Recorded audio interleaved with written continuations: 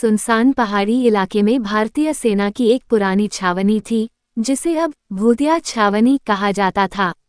गांव वाले कहते थे कि वहां रात को अजीब सी आवाजें आती हैं, कभी कोई चीखता है, कभी सैनिकों के बूटों की आवाज आती है और कभी कभी तो कोई अदृश्य सैनिक परेड करता दिखाई देता है। कई साल पहले मेजर रणवीर सिंह एक गुप्त मिशन पर इस छावनी में तैनात थे। दुश्मनों से घिरे उस किले में उन्होंने बहादुरी से लड़ाई की, लेकिन सभी सैनिक मारे गए, सिर्फ मेजर रणवीर का शव कभी नहीं मिला। तभी से माना जाता है कि उनकी आत्मा वहीं कहीं फंसी हुई है। अब की बात है, सेना ने छावनी को फिर से शुरू करने का निर्णय लिया। एक नया दल आया, जिसमें कैप्टन आदित्य, लेफ्टिनेंट जोया और हवलदार बंसी शामिल थे। वे मजाक में कहते, अगर भूत हुआ तो क्या, हम भी सेना के भूत हैं।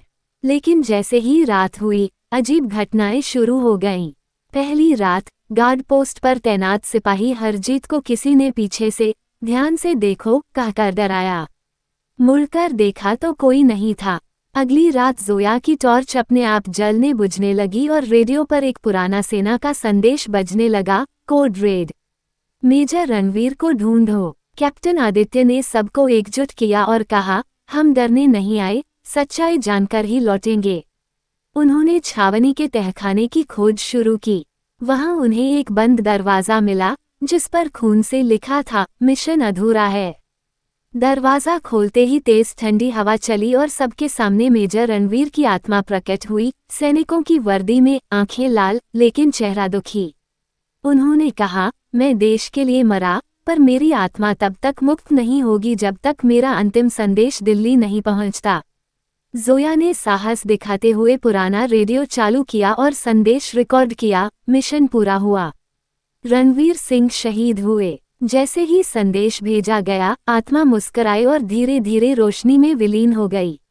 अगले दिन सुबह छावनी एकदम शांत थी।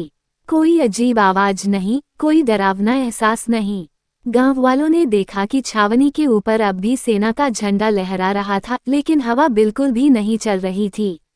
उस दिन के बाद से कोई भी सैनिक उस छावनी में डरता नहीं। कहा जाता है, जब भी कोई नया जवान आता है, एक अदृश्य हाथ उसे सलामी देता है। शायद मेजर रणवीर की आत्मा अब उनकी रक्षा कर रही है।